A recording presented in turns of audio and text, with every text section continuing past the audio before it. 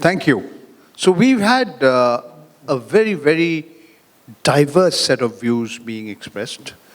The need for fiscal consolidation or the need for fiscal expansion. And all our speakers have been very, very persuasive, and we're going to hear what the others have to say. We'll see how the panel reacts. I thought I should tell you something, Shurajit. You know, you're not just anti-national.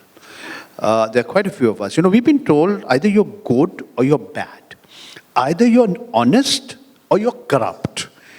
And if you oppose demonetization, you must be corrupt. I have a feeling that could be the case. Anyway, Ashok, you were a little worried that I would ask you like sort of below the belt questions. No. And he was also a little worried that in the company of economists, I mean, what is an accountant going to say? But I'm sure whatever Ashok Bharat has to say will be of great interest to all of us. Please, the floor is yours. Thanks, Paranjoy. In fact, coming here is not a choice that I can actually ever deny. Anything that comes from the chamber, I have to always comply. And I'm going to talk about compliance in a minute. But indeed, I was worried as to what I would be talking about and why am I here in the company of such distinguished economists. Till Paranjoy assured me that in this cacophony of experts, often the voice of the Aam Aadmi, for whom the budget is ultimately intended, gets completely lost and not heard. So, and I know his political leanings. He has a little bit of a weakness for the Aam Aadmi, both literally and otherwise. And therefore, I said... Are you suggesting the Aam Aadmi Party or the Aam Aadmi? I never said anything. You don't read between the lines. It's my guilty conscience speaking. Since I've known you for many years, I know what your political leanings are. But anyway, on a more serious note, I have often wondered why a budget state or a budget discussion or even the budget presentation should be so somber and serious when if you essentially cut through all the hype. It is meant to be a statement of financial performance which the government or the executive presents to the people of India, and a business plan for the next year. And the people of India, of which 2011, 26% were illiterate, 90% of whom vote, and only 40% of the balance vote. Okay? So, you know, you are addressing a document which is to an audience which certainly does not match up to what is philosophically supposed to be. And I think this is a major issue why we get caught into this whole discussion and not realize some of the underlying issues that need to be addressed. And we all recognize that a budget is not merely a financial document. The way it has happened over the years, it has also become a document of political ideology. It has become a document of making social changes, and it is also a document which is supposed to influence even individual behavioral changes. I mean, that's the way we have gone to the extent to which we have gone in creating a budget. So with that background, I just wanted to touch upon a few things which I thought is an important context where this budget is going to come from. First and foremost, I think we will be increasingly inhabiting a world where someone or the other feels deprived of something or the other by someone or the other, constantly, okay? And this definition is expanding exponentially. One state versus another state, one individual against another individual, one gender versus another gender, one nation against another nation, one community against another community, you know, one institution against another institution.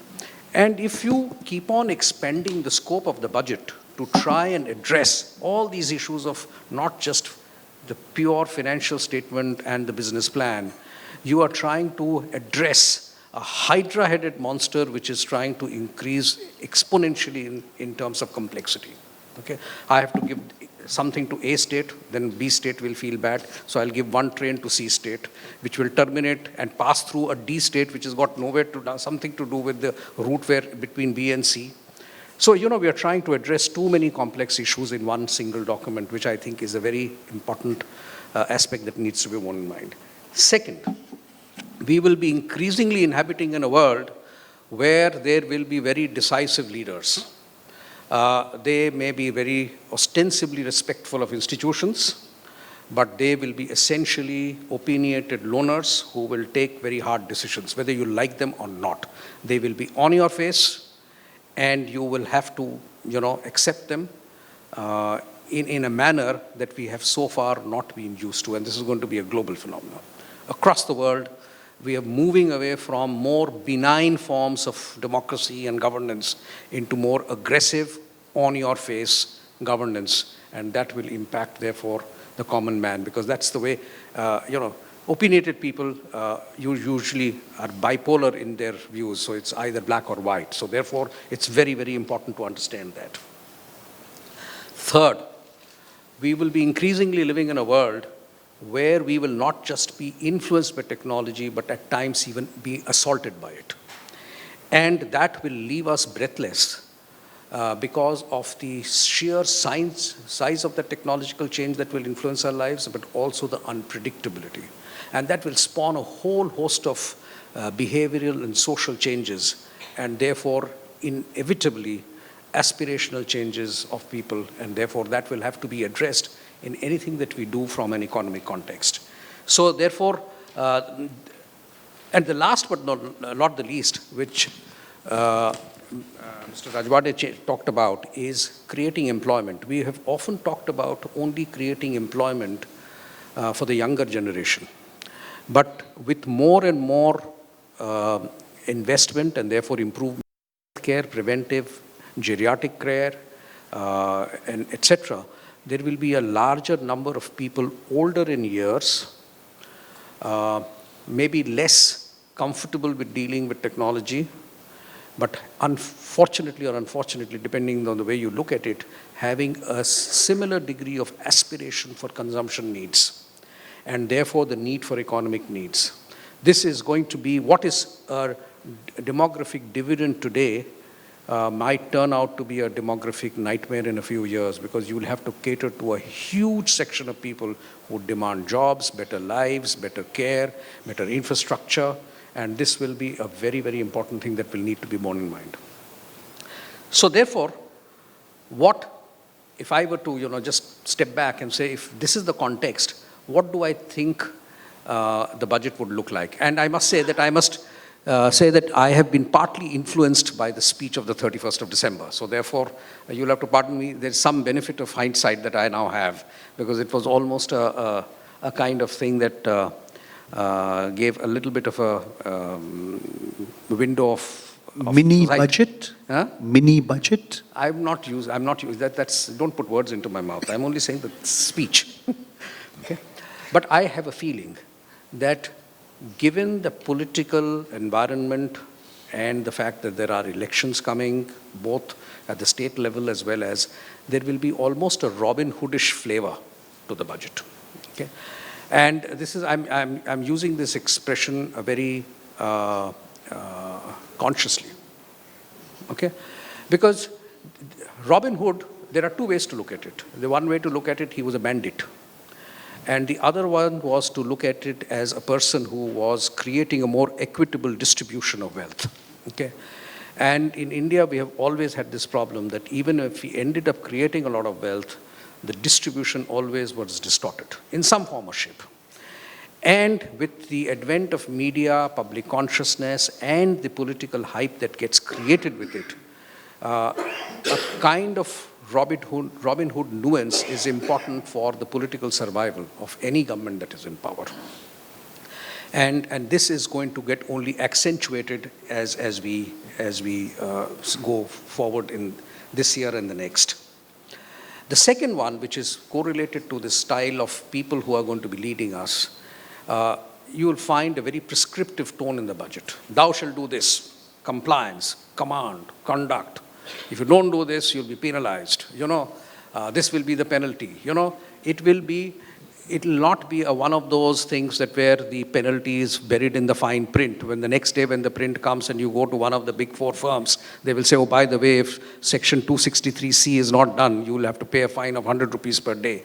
You will find that it will be explicitly on your face, a very more commanding tone in the budget, a more prescriptive tone in the budget, and therefore, citizens will have to be as much careful about what they do with their conduct than just merely looking at askance at the government and say what they should be doing. A very ironical twist to President Kennedy's speech on this. There will be obviously a very conscious and thrust towards use of technology. Now that has its own ramifications, and this can be across various spectrums. It could be for use by citizens, for use by citizens in accessing government services, for use by government in delivering government services, for dealing with each other, for dealing in their commercial and social transactions. The extensive use of technology will be a major focus. Now this has its own challenges. One is, I foresee that like you take hours to get into a street in Bombay, we will have a choking of e-highways shortly. Can you imagine? This issue of cashless is not about only being licit or illicit. If we have to move into a cashless economy where every transaction is done electronically, the amount of bandwidth that we require, the amount of CRM infrastructure that you would require for addressing the grievances of relatively less knowledgeable people who will be using these services, we will have a complete breakdown of infrastructure on the e-highway in the first place if we do not have it. So whilst there is going to be this enormous focus and thrust on modernism, it will create at the back end for the common man a huge challenge of keeping pace with it. And coupled with the fact that there is an aging population who are not so adept in using computers, who are not so used. For example, I mean, my parents, to get an Aadhaar card or to get an address change in Aadhaar card is a nightmare. And the more we move towards these, so whilst there is a very good part of modernizing and enforcing technology, the back-end infrastructure, we only talk about highways and airports. What about these things that need to be done, including inculcating a sense of CRM? And last but not the least, there is another concern, and this came from one of the things that I read, that a lot of people are actually finding the benefit of Manrega much better and sitting at home and getting that 100 days of work, guaranteed work, than going out to a far-off place where there is a potential employment and learning a skill and doing a skill. It's better to sit at home. So if we are creating, through this Robin Hoodish flavor, a stronger, environment of creating entitlements rather than responsibilities for earning those entitlements, what will happen is that skill development and that effort development that would need to be made would probably be a victim. And I can see a situation where Make in India would be under threat, not because of lack of fund or lack of technology, but it will be because of lack of skilled people. Our whole education system churns out people, which is an inverted pyramid to the requirement of the industry today. So there are a huge number of social challenges which touch people like you and me. It's not merely about tax to GDP or fiscal, etc. And if this is what the budget is supposed to be, if this is not what the budget is supposed to be, then I think we should demystify it, defang it, and let it rest. And there should be an alternate mechanism by which these things are debated, these things are addressed, and there is a formal mechanism to make the government responsible not just for the output but also the outcome. And there is a very big distinction between output and outcome. So that's all that I had to say as an Aam Aadmi. And hopefully the questions, but I have only the questions. If I had the answers, I wouldn't have been an Aam Aadmi. So the questions will go to the rest of the panel. You're talking like a journalist who knows the right questions to ask. He surprises me. Ashok Babu surprises me. I wasn't very sure whether I was listening to the former CEO of a company manufacturing water purifying equipment or a part-time professor in Surajit University. But that's always the great thing about such panel discussions. Everybody surprises us. I'm going to ask both Dr. Rathin Roy and Dr. Chakravarti Rangarajan to spend about 5 minutes briefly reacting to what the other panelists have said. I saw Rathin furiously taking down notes, and therefore, after that, what we'll do is we'll throw it open to the audience. I also, my New Year's Eve was also ruined. I had to listen very carefully to what the Prime Minister was saying and to look for the hidden messages. I had to write an editorial after that, you see. Occupational hazards. Okay, Ratin, all yours. Thank you, Parvaz. This was a very interesting panel and quite not unexpectedly, I guess.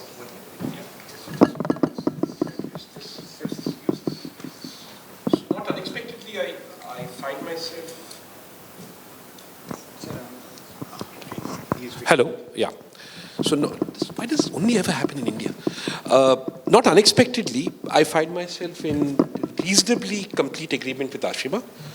But again, and this is important to the headline point I'm going to make in a minute, point out the challenge. I think, if I heard you correctly, what you're saying is the government does need to stimulate consumption, and it can do so in two ways: by cutting taxes, or alternatively, Robin Hood, by raising taxes and then spending that money elsewhere. The raising taxes, you have to take a call on how much they can be raised by, even if you raise tax rates. Our call at NIPFP is not by much. So the elasticity of tax revenues, most of Indian tax revenues with respect to tax rates, raising them further is not very high. So if you really wanted to become a sort of old-fashioned socialist government and raise taxes as much as possible, you would on a good day be looking at 1.5 percentage points of GDP. But that is germane to what I'll come back to later in terms of the cost of benefit. But otherwise, I think, on the oil taxes, I want to say I strongly support them. I think this business process of dealing with oil price volatility by using non-fiscal measures is outmoded. The only long-term way you can deal with oil price volatility, let me use a bit of economics jargon. We know, most of us know, that oil prices globally follow a random walk, which means that your best predictor of oil price is today's oil price, which is great news for policymakers because then you don't have to worry about the price. You just set a desired price. And if the price goes above the desired price, then you use other instruments to keep the price where it is. And if the price goes below it, then you tax it up. So and then of course there are environmental reasons and distributive reasons. Our own research at NIPFP has shown that fuel subsidies were regressive because they largely go to the rich. So taxing petroleum, taxing oil is a good idea. And in fact, I'd have wanted a little more. I'm disappointed. I would have pegged oil at $80 a barrel. The government is pegging it at $64 a barrel. So that's my two comments on Ashima and actually Paranjoy's point about oil prices also. My main point, which speaks to what I think all the panelists have been speaking, including Mr. Rajwade, is this. I think, and very inspired by you, Mr. Bharat, if you look at the theory of fiscal policy, Robin Hood, or whatever you call it, or any kind of equity aspiration you have, there is something called the second theorem of welfare economics, which I keep quoting.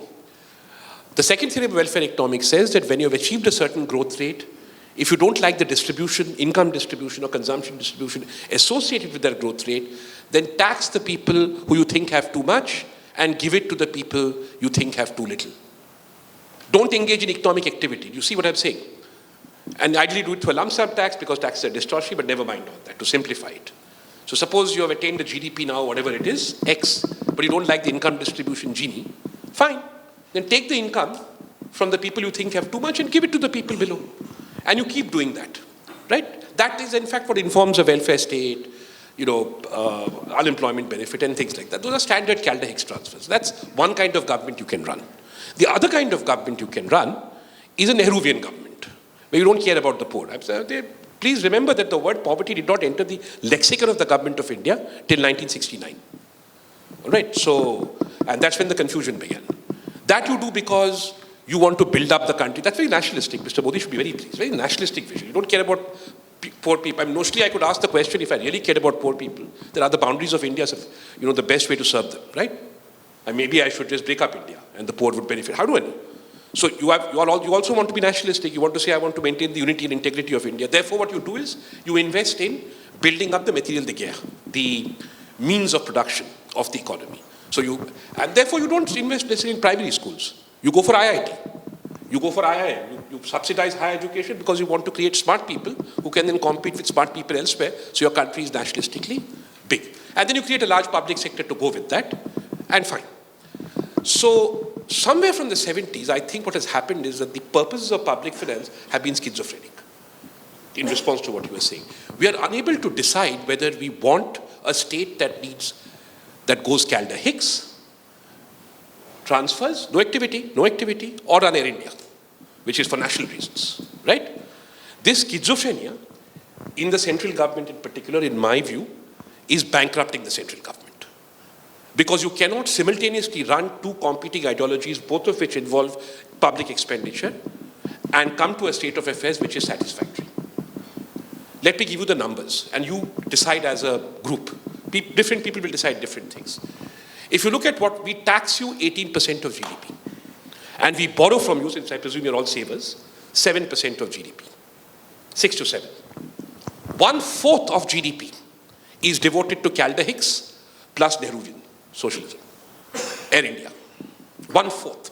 I'm only talking about this center plus states, all right? Health, education, defense, everything. Are you convinced that you want this to be higher at current levels of efficiency? Let's not do motherhood and apple pie. Levels of efficiency are not going to increase when you throw money at a problem. You're all business people, you know that. If you have an inefficient business unit, you do not make it efficient by giving it more money, right? Or do you want to fix the efficiency and then calibrate an expanded state, which I'm actually in favor of, I agree with you, I do believe our problems are structural. On that basis, now, I've told you what I think our structural problem is. I think our structural problem is a political economy problem. We have not yet got rid of rent seeking, and we are doing these two things at once. So I think that's the fundamental, if you like, foundational question behind economic policy making in India.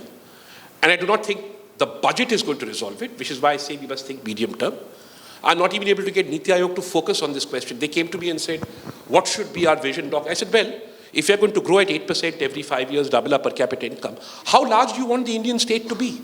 That's a fundamental question you've got to ask for 2030. Are you happy with 25? You want a 40% state? You want a 20%? Then should the state be producing or transferring? So I would sort of respond to, I think, a number of things that Surojit and Mr. Rajwade said on the basis of that. I want to make a quick comment on public debt. Public debt is 68% of GDP. It is more than double that of any emerging economy. And we do not have a number for the public sector borrowing requirement, the PSBR. The PSBR is the number that is traditionally used, including by R&R. And that is, okay, if you add that, we'll come to 90% actually.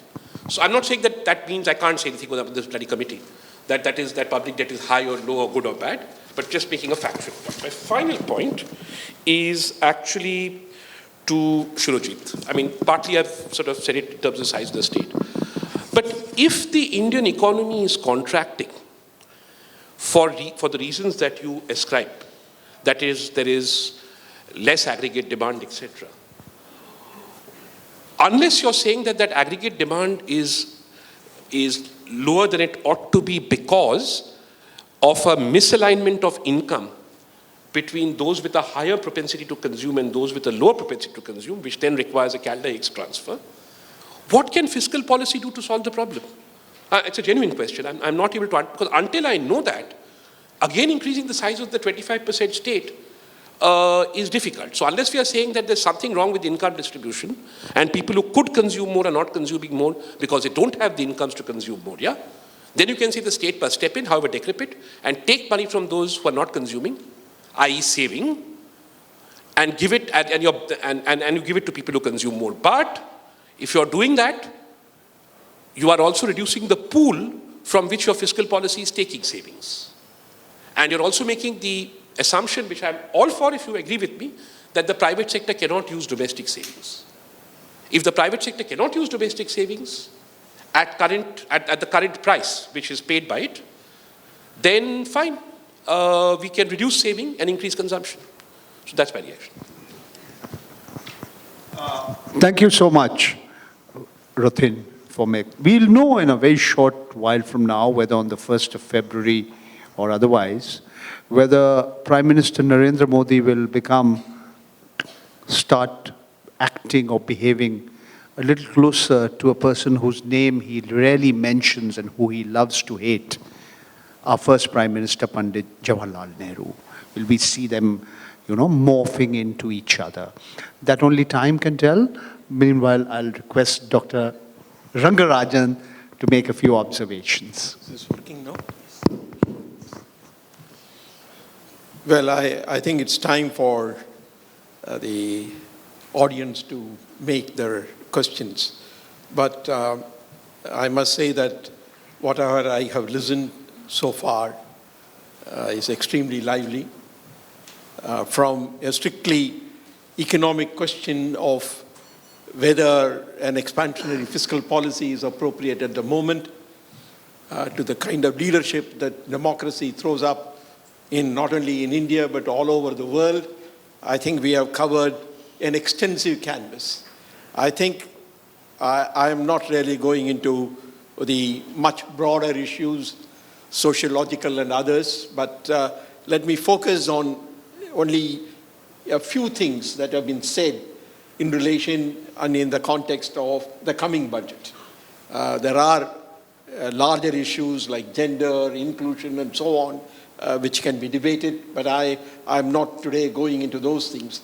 But let me only answer or express my own views in the context of what has been said in relation to the budget. Well, the fact of the slowing of the economy, I think, is not in doubt. But I think all the numbers indicate, and this is whether you look at it in value added or value of production, this is not really the critical point. I think even the new numbers have now begun to show that it is slowing down. Therefore, the need and the imperative to accelerate growth is extremely important. The question that really arises is, what do we need? What do we do in order to accelerate growth? Now, expansionary fiscal policy, I don't rule out. I think that is one aspect of it. The other is that unless that private investment also picks up, we are not finding a permanent solution to the problem. I think we really need to see all elements in the system go up. Now, just posing the question as if whether increase in consumption expenditure is the right thing or the increase in investment expenditure is the right thing is not also very correct. In the long run, or not in the long run, even in the medium term, it is important. I earlier quoted the acceleration principle. Now, ultimately, investment becomes desirable. Investment is only because the entrepreneurs see there's an increase in demand. Therefore, we cannot, there are countries, whether it is sustainable or not, it's very difficult, who have gone on to grow by just increasing consumption expenditure. What is after all happening in the United States? In the United States, expansion, whatever that you have seen now, is just simply because of the expansion in consumption expenditure.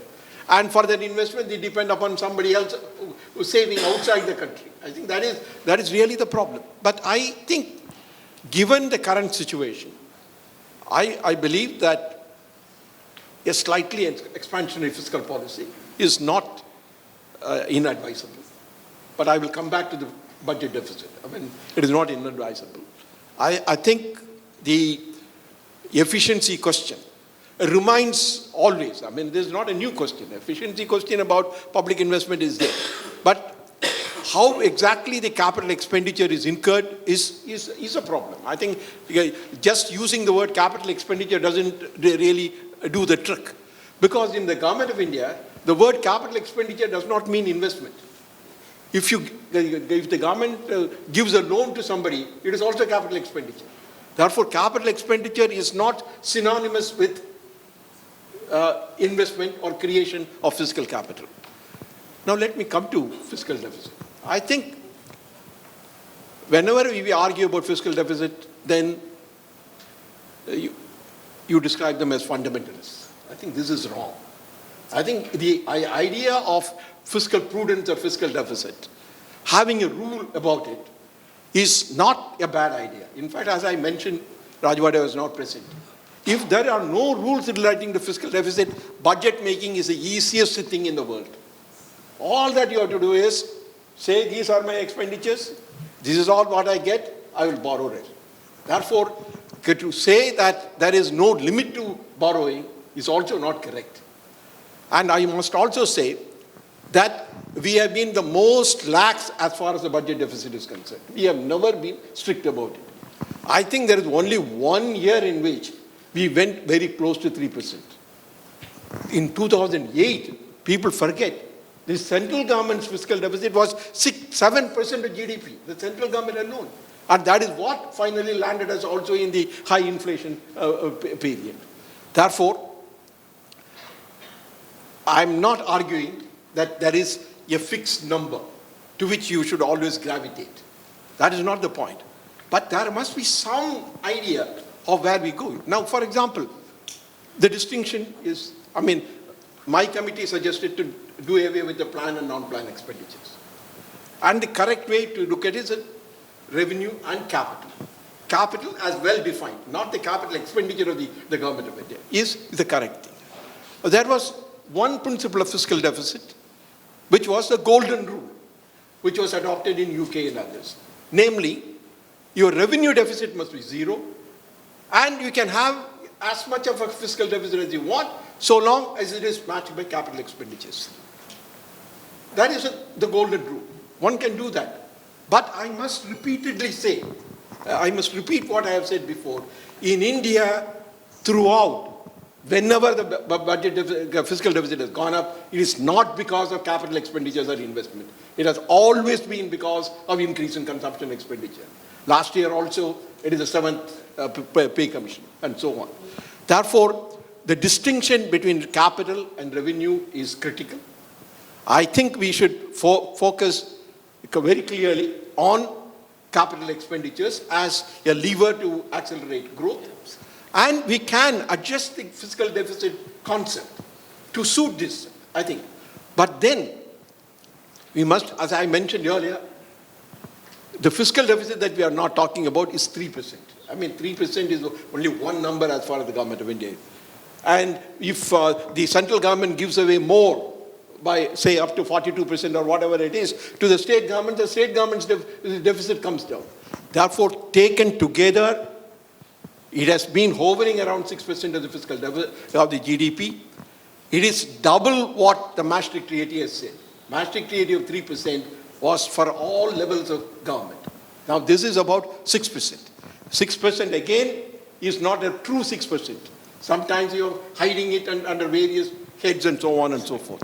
Therefore, I would say, yes, in the current year, I am not really saying that you should stick to the 3% which has been as a roadmap. But the very fact that roadmaps are being given every year shows how flexible we are on that. 12th Finance Commission gave a roadmap. 13th Finance Commission gave a roadmap. Now Ratin Rai's committee will give another roadmap. Now, if you go on revising your roadmaps, where is the rigidity about this? It is a highly flexible, non-binding kind of an arrangement that we have. But I do believe that fiscal prudence is important. If you move away from fiscal prudence, you can't run into problems of different sort. So all that I'm saying today for this morning is, yes, given the situation where economy is stagnating, and given the need that the private corporate investment is not picking up, and therefore the stimulus has to come from the government, yes, there is a case for an expanded government expenditure. But also at the same time, please, as I mentioned earlier, believe that if you push the fiscal deficit more and more, then don't expect the private investment to come. There is only a certain given amount of pool at any given point in time in terms of savings. If you take away more of that savings by the government, then at the same time don't expect that private corporate investment will also pick up. So that is a contradiction. So that is, therefore, in terms of, on demonetization, I said a few things earlier. I don't want to repeat them. Therefore, I believe that an expansionary fiscal policy within limits is an acceptable proposition, but I think the limit also must be taken in the context of the stability parameters. Thank you. Thank you, Dr. Rangarajan, for outlining so clearly, so lucidly the areas of agreement as well as the areas of disagreement. If we didn't disagree, then we wouldn't have been argumentative Indians. And Mr. Modi, when Coldplay was playing here in the Bandra Kurla complex, he said, "Come fathers and mothers throughout the land, don't criticize what you can't understand. Your sons and your daughters are beyond your command. The order is rapidly changing." I'm reminded of another few lines, the concluding lines of my back pages by Nobel laureate Robert Zimmerman, better known as Bob Dylan. "Good and bad, I defined these terms as if so clear somehow. But I was so much older then. I'm younger than that now." It's now, floor is open to all of you. I have a few suggestions, please. What we'll do is we'll take a few questions at a time, say 3 or 4 questions, and maybe we can have 2 or 3 rounds of questioning. My request to the questioners, please do identify yourself, sir, and we would appreciate if your comments are brief and your questions are pointed. And if you wish to address any particular person in the panel, you should feel free to do that. Thank you. My name is Uday Khanna. One issue which has not been touched in the need for resources is the issue of larger tax base. I think Professor Shima Goel mentioned about it. This whole issue of a huge variety of people, including agriculture, outside the tax base. What is the view of the panel on what can we do? Because that will expand the base and then you probably have more resources. Okay, thank you, sir. Let me take that lady over there, the 2 ladies. I'll come back to you, sir. Yes, please. I'm Tulsi Jaikumar. I'm from SP Jain, Professor of Economics. My question is to Professor Mazumdar. You spoke about the need for an expansionary fiscal policy. As Dr. Rangarajan has been speaking about, it leads to a crowding out effect. Now, my question to you is, and I was speaking to Dr. Roy just before that, have you taken into account the fact that there is a multiplier accelerator and the fact that the multiplier itself would have likely gone down now with the MPC? So what is the kind of extent of fiscal deficit that would be required? And in fact, it turns out to be more of a revenue deficit rather than a fiscal deficit. We've been speaking about fiscal deficit. What are your comments on that? Okay. I'll come back to you, madam. The gentleman right at the front. So, thank you, sir. Vivek Pitti of Harinagar Sugar Mills. Sir, one of the stated objectives for demonetization was to reduce corruption and consequently black money. But as I find that post-demonetization and even including the speech of the Honorable Prime Minister on 31st December, mighty little has been done to propose or take any steps or any structural changes in the system which would lead to reduction in corruption, except for the Prime Minister opening a public debate on the political system and election process, which, to my knowledge, ultimately was not going to lead to any conclusive decisions. Ultimately reduce corruption at bureaucratic levels as well as political levels. And we all know one of the main reasons for black money is to meet these needs of corruption, be it in bureaucratic levels or political levels. Is the political corruption. I think Dr. Rangarajan mentioned it very briefly in his speech, but that's an important point. Yeah. Made Vivekji, anything else? No, that's okay. all. Thanks.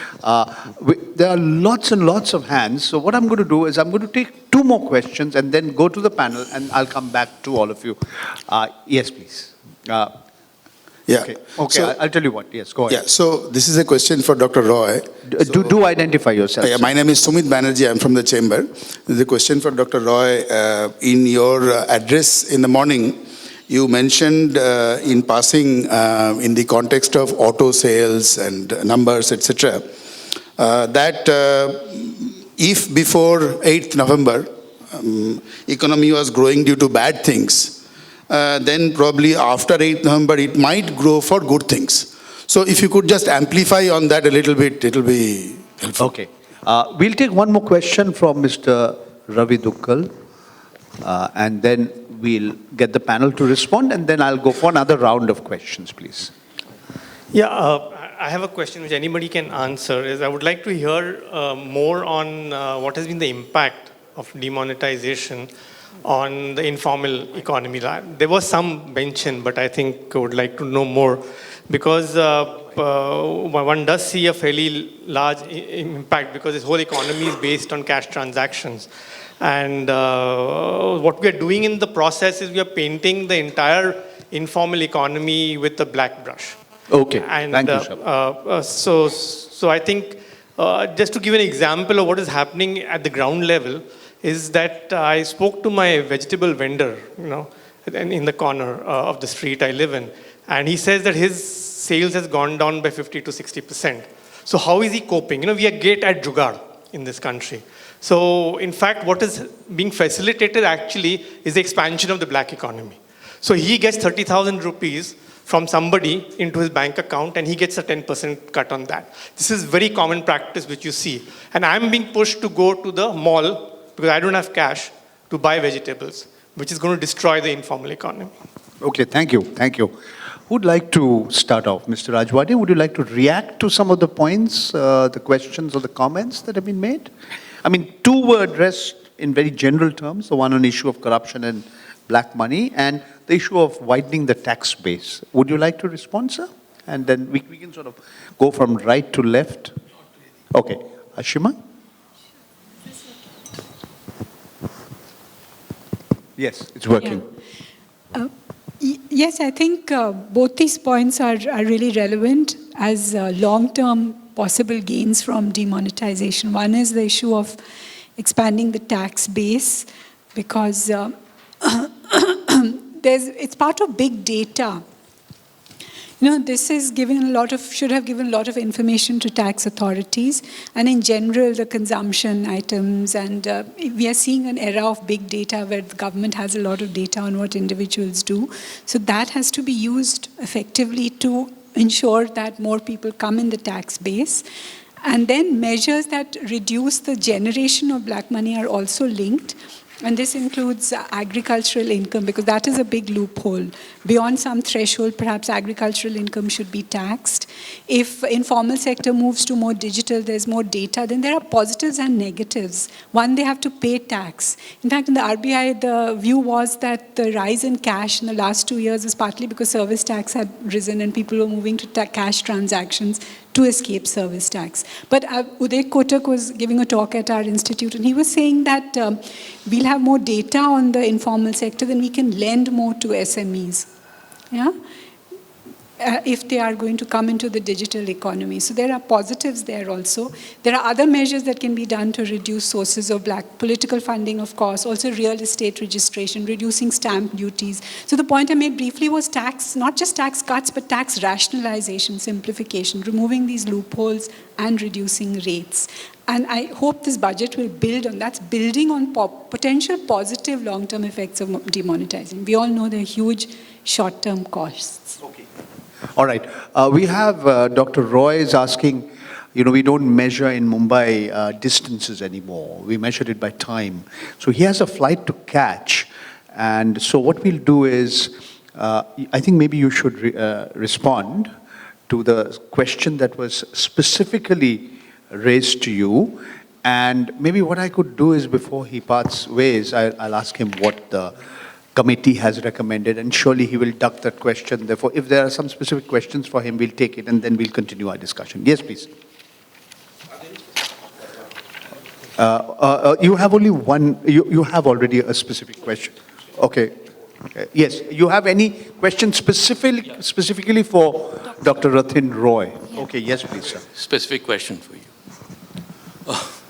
Now, we had this demonetization, and we are likely to have the GST being rolled out. Both the steps are supposed to be disruptive. If they are disruptive, then there has to be some view on the expectation that we have about GDP in nominal terms and tax collection. So, do you feel that the budget will take into account all these disruptions, or we are going to go ahead as things as usual. Because both the disruptions, every time GST has been introduced anywhere, things have slowed down a little bit. All right. So would you like to also just identify yourself? My name is Siddhartha Roy from the Tata Group. Thank you, Mr. Roy. Quickly, please, because he has to leave. We'll go to the lady first, and then my old friend Rajrishi at the back. Please go on. Sure. Thank you, sir. So I'm Kanika Pasricha, economist with StanChart. The question that I have is that, first from an economist viewpoint, if you look at the various balance sheets in Indian economy, today the corporate balance sheet is stressed, banking sector balance sheet is also stressed, and household incomes are not growing. So it's the onus then comes on the government to do something for growth to actually pick up in this economy. From that standpoint, if you look at the budget, while fiscal consolidation is prudent, given our elevated debt levels, but is it that we are too hung up on pleasing the rating agencies as well, given that our calculations suggest if we target fiscal deficit at 3% of GDP in FY18, unless the tax base changes substantially, there could be a budgeting of a substantial contraction in capex spending, given the structural revenue spending components. Thank you, Kanika ji, for that question. My doctors advised me to avoid stress. I'm trying very hard, not very successfully, I must confess. Rajrishi.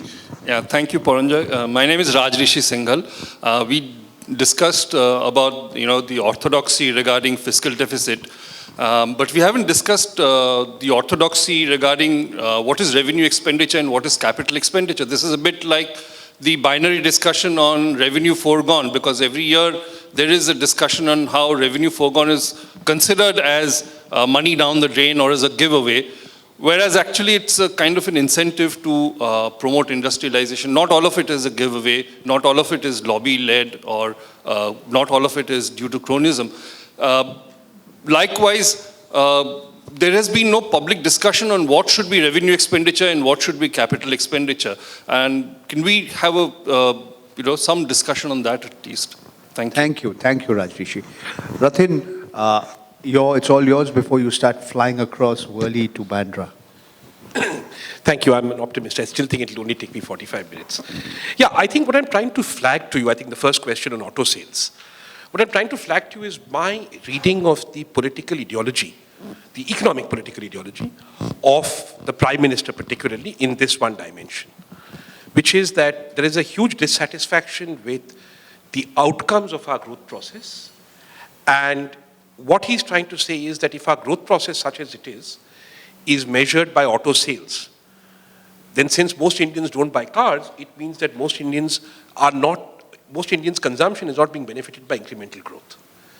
So what he wants is the contradictions in this, but he wants to see a change in where the growth is generated by promoting the consumption by promoting consumption of what poor people can consume, which will be probably speculating good news for Hindustan Lever, good news for cycle companies, bad news for Maruti. Now, of course, it's more complicated than that, but because a large basket of what poor people consume, if you look at the Prime Minister's statement when he came to power, happened to be public goods.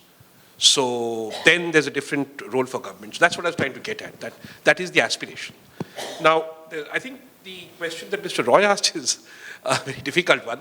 Budgets are not the right instrument to deal with disruptions.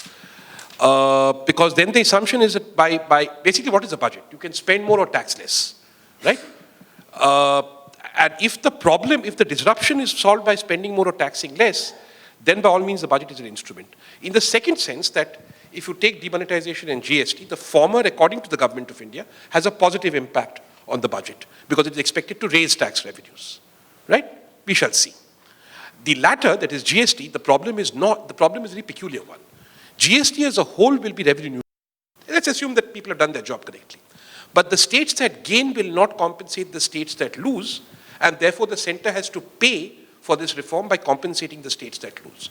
Their demonetization has created a problem because now the states are saying that our idea of what our own tax revenue is itself has become volatile. So therefore, even if we lose tax revenue on non-GST counts, you must compensate us.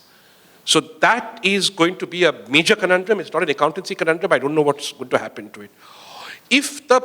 Now the question that you asked, I think, from StanChart is very germane. I don't know where you got the idea of capex, because the government of India's capex, as Dr. Rangarajan has been repeatedly saying, is marginal. So if you really wanted to improve, I mean, I have a larger problem with that. If you really wanted government to step in and do capex, you should be advocating that we raise the fiscal deficit limits for the states to 4.5%, if you want. So one, the aggregate limit, as he's been pointing out repeatedly. Two, whose limit do I raise? Why should I raise the central government's limit? Why not the state governments? Just because we sit in Delhi and Bombay, we can't forget this. Second is, I really object to this government is mummy. Government is not mummy. What I mean is, my balance sheet is stressed, I'm failing in school, so private sector is bad, households are bad, mummy will solve everything. Mummy is the sum of its parts. Ultimately, household savings and household consumption will give you taxation and borrowing space. That can then be used in the economy, and in the short term, perhaps the government can step in and others fail. But if, as Surojit is saying, I agree with him, and Dr. Rangarajan is saying, the problem is structural, then mummy can't do anything. We have to solve the problem where it exists. Final question on RevX and CapEx. I think Dr. Rangarajan's committee has looked at this. I myself have written on the subject at some length. Very briefly speaking, the revenue expenditure part, what we classify as consumption expenditure, the one item there that is controversial is grants given by the central government to state governments for creating capital assets. Those must continue to be booked as revenue expenditure because the central government does not own the assets, one. And two, nobody is asking the central government to play daddy and give capital asset grants to the states. So if they're taking that decision, they're taking it for some reason, but they're not the asset holders. So it's bad accounting practice to treat a grant that's not. The second is the question of what is below the line in the IMF classification, and that has more to do with the classification of capital expenditure. Broadly speaking, I would say revenue expenditure 90% captures what consumption expenditure in India is. So if you reduce it by 10%, also it is too much. And broadly speaking, CapEx maybe underestimates by 5 or 10%. And then the other point is very important, Dr. Rangarajan said, whether the government is undertaking financial investment or gross fixed capital formation. So what you don't want to see is more and more money going into Air India, which shouldn't be there in the first place, and less money going into real things. Now on real things, on GFCF, government is merchant banker. We've seen it for years. Government is doing leverage 6x. So you create the NIIF, you put 20,000 crores in, then you appoint the fund manager and say, create 5x. That's what the government has been doing with the PPP model and with this model. Government has not been the prime mover of GFCF, which is what will give you that investment growth payback that you need. Thank you. All right, I'm sure what he said can be contested and debated, but we'll have to wait for another occasion whether or not the Maharaja should exist or not exist, whether Air India should exist or not exist. Anyway, we wish him all the best as he flies across the Worli-Bandra sea link. And to paraphrase a very popular song, Mama kehte hai, bada naam karega, beta mera bahut kaam karega. Thank you so much, Dr. Roy, for helping us out and participating in this discussion. And we'll continue our discussion and bid him farewell for the time being. Let me ask some of the other panelists to react. You also want to go, sir? You need to go. You want to leave right away, sir? Okay. Would you like to say something by way of a concluding remark? All right, okay. We're having another panelist, Dr. Rajwade, Mr. Rajwade, who wants to leave us. So once again, let me thank you so much, Mr. Rajwade, for your presence here and your very perceptive comments. So let me now get both Surojit and Ashok into our conversation. Yes, please. Well, let me try and clarify some of the things I was going to say in the process of responding to the questions and points that have come up. Let me kind of draw attention of everyone to the fact that Dr. Rangarajan was referring to the question of private investment. Rathin earlier referred to the absence of cycle. But private corporate investment is something in which you can definitely see a cycle. There is a process where you have phases of very rapid growth of private corporate investment and a slump of the kind that we are seeing today. So there is a cyclical movement which we first have to try and understand why is that cycle being seen. And what's actually causing that particular problem. You also see that this particular pattern of private corporate investment has a very strong correlation with the pattern of manufacturing investment for the simple reason that manufacturing is the sector which accounts for a significant part of capital formation. And for the private corporate sector also, apart from infrastructure, this is really the key sector of investment. So you see this particular pattern. Now, the question I'd like to pose is, why do you get this, why should you not expect this to happen when your other indicators are indicating that the trend in the Indian economy is of deindustrialization?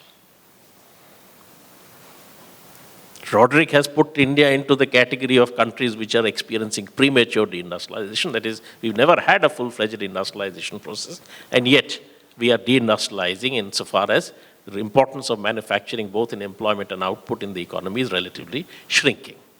Now, what would explain this particular process? So there I would suggest that there is a problem in the nature of the demand pattern that is being generated within the Indian economy. So if you have consumption expenditure growing, if you look at the composition of the demand that is where it is being spent, you find that the proportion which is going on services is increasing, that which is going towards manufacturing is actually coming down, which has to be explained by the way the income is getting distributed and the way it is getting spent, because a large part of Indians would tend to purchase more manufactured products if their incomes were to increase. So there is a structural problem there. If you do not also have demand coming from the external sector, and you do not have demand being generated by government expenditure, then essentially you are in a situation where investment in manufacturing, which is also a manufacturing intensive expenditure. Investment is a highly manufacturing intensive expenditure. You're in a situation where manufacturing investment has to generate its own demand. But manufacturing investment also creates manufacturing capacity. And therefore you are running into the problem that you simply don't have enough demand to sustain that kind of an investment process. Therefore you see this cyclical pattern. Now, if these problems have to be addressed, I'm suggesting fiscal policy. When I'm talking about expansionary fiscal policy, I am not suggesting that they just go run riot and spend on anything.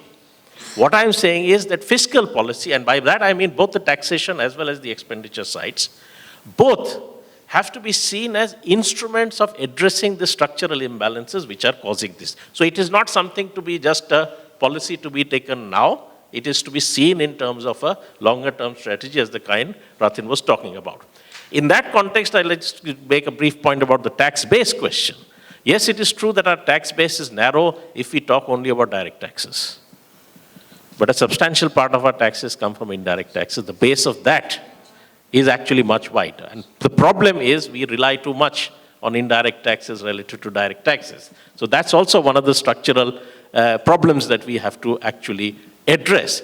And I do not think, while it is true that those who pay direct taxes, the number is very small, I do not think that the numbers who are actually within the so-called tax net, that there are no issues about inadequate tax mobilization even from within them. That is only outside that particular thing. So the question of the tax base is, we actually have a wider tax base. Maybe we should have it narrower and ensure that we get more from direct taxes. Okay, thank you, Surojit. Ashok, you'd like to make any comments? Add to this question on tax base, I think the GST, the way it is structured, is going to bring about a much greater integration between the direct tax base and the indirect tax base. Because the way the registration is going to happen, that the PAN card is going to be an integral element of the entire registration process. So willy-nilly, you will have a situation where actually, with the use of technology, it will be possible for the government to create at the gross margin level the P&L of every GST service provider, GST registration holder, at the gross margin level.